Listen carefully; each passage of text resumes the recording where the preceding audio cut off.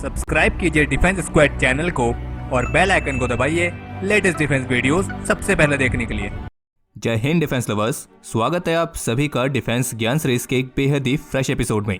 तो बात कुछ ऐसी है कि रिपब्लिक डे से कुछ दिन पहले डीआरडीओ ने एक इमेज को रिलीज किया था और इस इमेज में वो सारे स्वदेशी वेपन्स और इक्विपमेंट्स दिखाए गए थे जो खास तौर पर भारत के प्राइड एलसीए तेजस के लिए विकसित किए गए हैं। तो आज के एपिसोड में हम डीआरडीओ की इसी इमेज को डिकोड करने वाले हैं, यानी कि इस इमेज में एलसीए तेजस के जो भी स्वदेशी वेपन्स और इक्विपमेंट्स दिखाए गए हैं उनके बारे में हम आपको एक एक करके बताएंगे कि ये सारे क्या है, इनकी क्या कैपेबिलिटी है, ये सब। So without wasting any time, let's begin.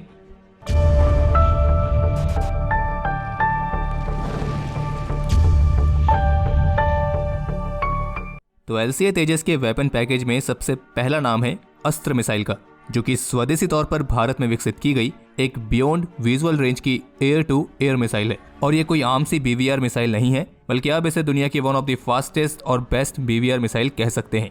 इस मिसाइल के 4 अलग अलग वेरिएंट्स को प्लान किया गया है: अस्त्र MK1, अस्त्र MK2, अस्त्र MK3 और अस्त्र IR। और इनमें से जो अस्त्र MK1 मिसाइल है उसे एलसीए तेजस के साथ साथ सुखोई Su-30 MKI, मिराज 2000 और MiG-29 UPG जैसे फाइटर्स में भी इंटीग्रेट किया जा सकता है। ये एक मीडियम रेंज की मिसाइल है जिसकी मैक्सिमम रेंज है करीब 110 किलोमीटर। इसके बाद एलसीए तेजस के वेपन पैकेज का जो दूसरा खास हथियार है तो वो है रुद्रम 1, जो कि स्वदेशी तौर पर विकसित की गई एक नेक्स्ट जनरेशन की air to surface anti radiation missile है और इसलिए ये NGARM के नाम से भी जानी जाती है, यानी कि फुल फॉर्म हुआ next generation anti radiation missile. और ये ऐसी मिसाइल हैं जो मुख्य रूप से दुश्मन की रडार के खिलाफ इस्तेमाल की जाती हैं ताकि दुश्मन का जो एयर डिफेंस सिस्टम है उसे आसानी से सप्रेस किया जा सके। और बाकी अगर बात करें भारत के रुद्रम 1 मिसाइल की मैक्सिमम रेंज की तो वो है करीब 250 किलोमीटर, जो कि निर्भर करती है इसके फ्लाइट एल्टीट्यूड पर भी। और ये मिसाइल एलसीए तेजस को खास तौर पर suppression of enemy air defence जैसे रोल को निभाने में मददगार साबित होगी।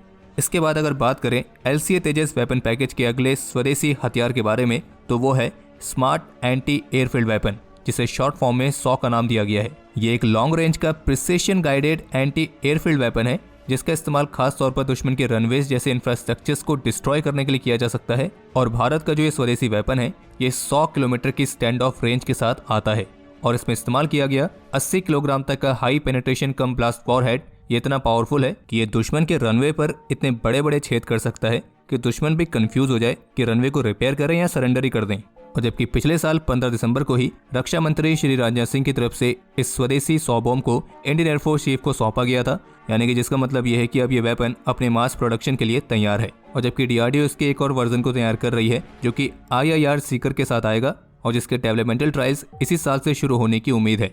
और बाकी अगर बात करें इस इमेज में दिखाए गए एलसीए तेजस के अगले स्वदेशी इक्विपमेंट की तो उसमें आता है tactical advanced range augmentation, short form में आप कह सकते हैं तारा।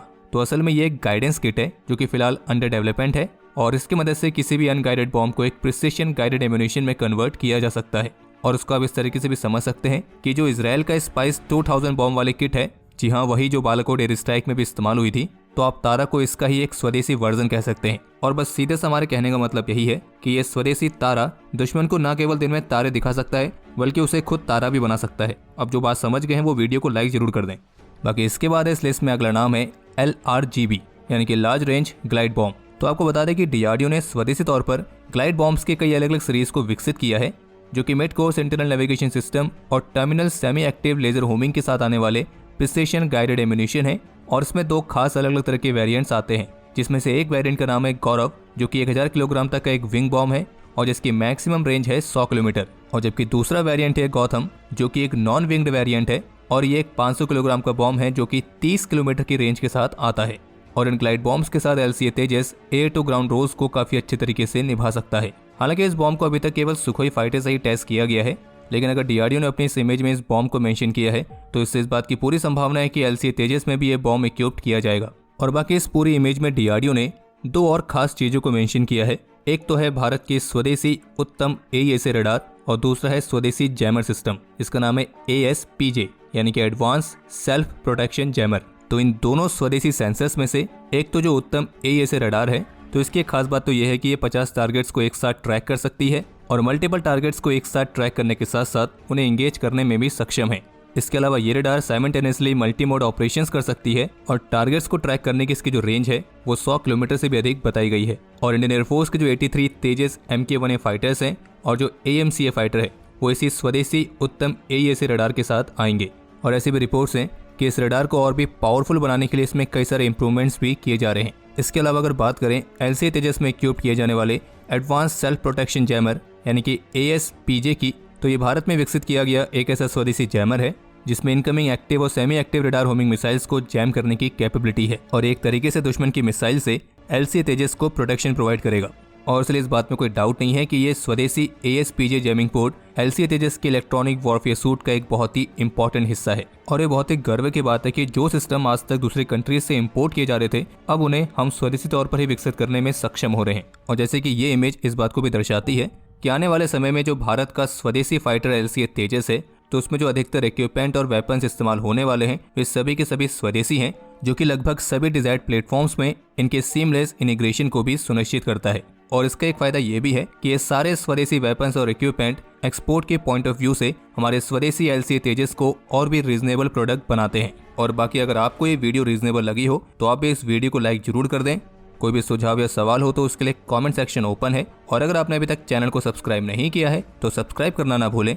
और हम जल्दी मिलेंगे ऐसे एक और इंटरेस्टिंग एपिसोड के साथ। तब तक के लिए जय हिंद, वंदे मातरम।